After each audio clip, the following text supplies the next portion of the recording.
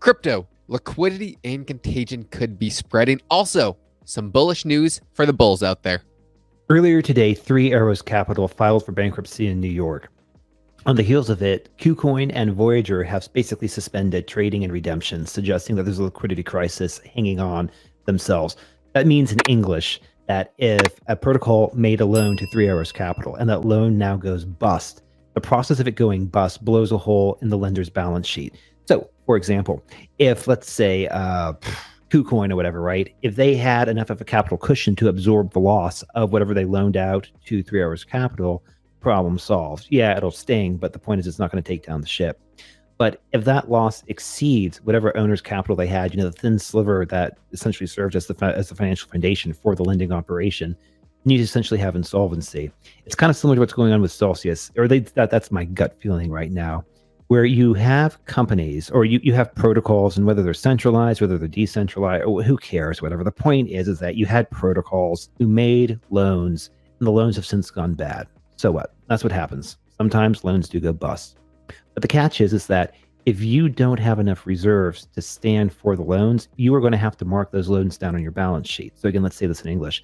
Let's say you're Celsius and you've got like a loan book of, I don't know, $5 billion or whatever, right? So those are your assets, because remember, you're the lender. And on the other side of the balance sheet, you might have, let's say $5 billion of deposits, that you've taken in from people, so these would be like, people depositing their Bitcoins, ETH, or whatever, right, on your network. Okay. So you've got the $5 billion of liabilities, which is what you owe back to people. And you have the $5 billion of assets, which are loans that you've made onto someone else. If let's say one of those loans, and let's just say there's also numbers on my backside here. Let's say there's also like $100 million of, owner's equity in the thing, people that are put in to start. If you have a loan that, basically blows up or whatever, or you have to write it down, and as long as that loss doesn't exceed that $100 million, you're fine, right? You're still solvent because you've only used up a portion of that $100 million of capital. But once you go beyond that $100 million of capital from the recognition of a bad debt, so that's, a loan going bad or whatever, right? Then that means you're going to have to either recapitalize, or ownership's going to have to step up and recapitalize the business. You're going to have to engage in an asset swap. This is what goes on in the real world land when you have the Fed basically taking over bad debt from, like mortgage-backed securities or whatever, right? You would never write down the mortgage-backed securities because the Fed will just say, nudge, nudge, wink, wink, we'll give you full face value for it. Take off your balance sheet, put it on our balance sheet or whatever, right? But you don't have a Fed in crypto land, for better or worse. Or the last thing that you do is you basically freeze everything and then you bail in the system. Think Rickards when he talks about this. So bailing in the system basically means you go through and you look at, customer deposits. So from the customer, like if you have money on deposit with Celsius, Voyager, or whoever, this would be an asset to you, but a liability from the perspective of the protocol or the company. So you basically take customer deposits and you forcibly convert the customer deposits to owner's equity. So for example, if you have $100,000, I don't know, you've got 10 Bitcoin or whatever, right, that you deposited into, or whatever, right, KuCoin or whatever, right?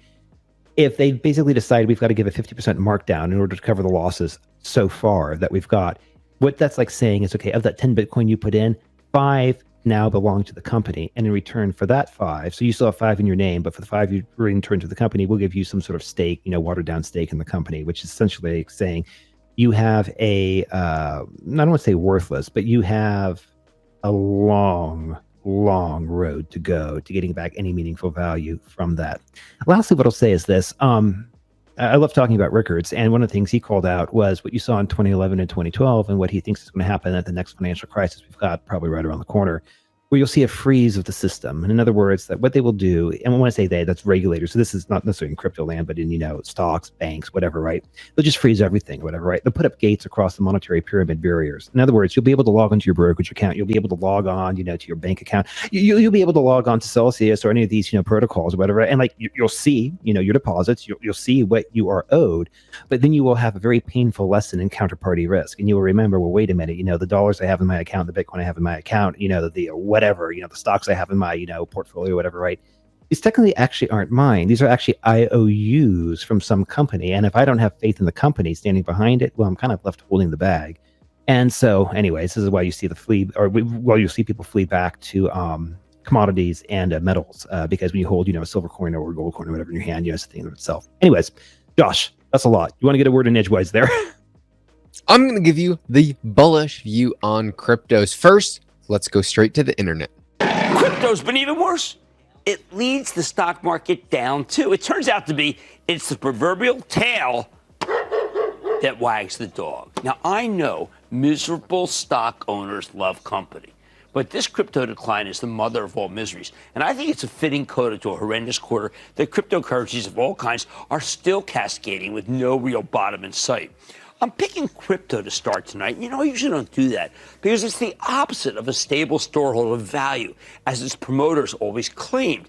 And for a time, I believed. As we can see, Mr. Jim Cramer, I think I read a statistic that he was like 72% wrong on every single stock pick that he has, which is wildly impressive, talking about absolute.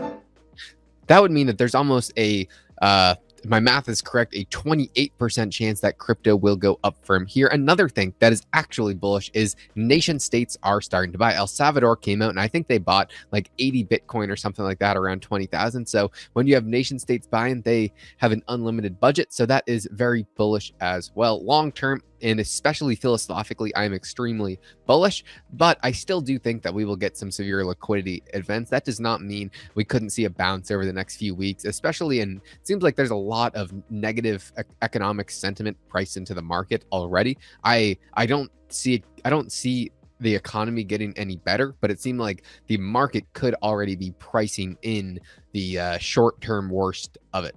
I don't know what that means for crypto. I'm pretty much I have no predictions going into the next few weeks. Yeah, Josh, I think just to echo that, the catch for crypto, or the trial by fire that crypto's going to go through, is a liquidity trial, or is a liquidity test. And for example, we've talked about Tether before. Tether's been meeting redemptions. I think they're down to a market cap of 62, 63 billion, low 60s, give or take. And, hat tip to Tether Limited, so far, to the best of my knowledge, there have been no issues with redemptions. And so they are currently, doing exactly what they said be doing. I personally wouldn't invest in Tether myself, but nonetheless, credit where credit's due. But the big thing is that if you have the whole reason why you go into the crypto space in the first place is to get out of the banking system. If you understand the monetary system, you buy Bitcoin to be outside of the banking system. Therefore, if you would ever want to buy Bitcoin, it would be cold storage or any crypto. I don't know why you would be using these stable coins as a proxy, especially when these things are already so volatile. I personally don't understand it.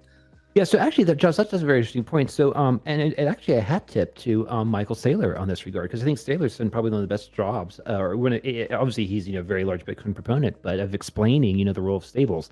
So I mean, like you're in some third world country or whatever, right? And the thing is, you just need a way to exchange. You need a stable store of value.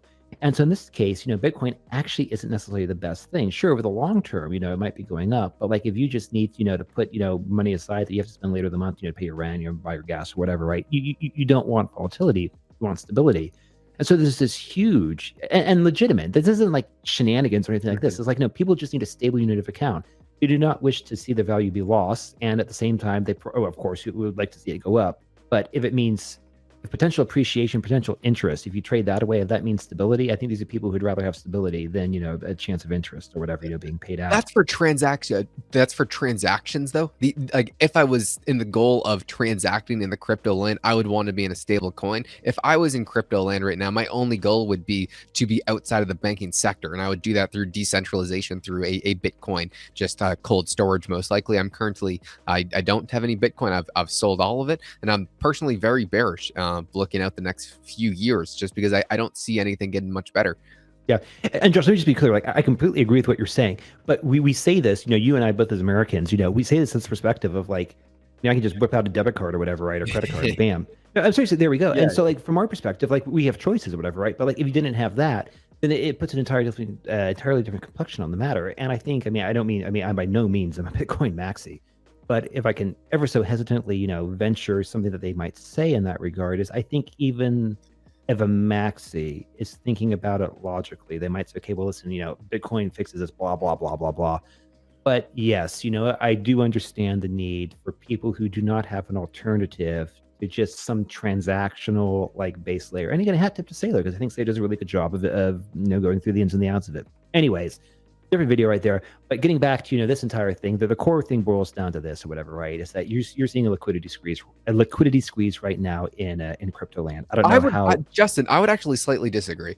Really? On the squeeze or on the liquidity? Like I do not think that we are seeing a liquidity squeeze yet.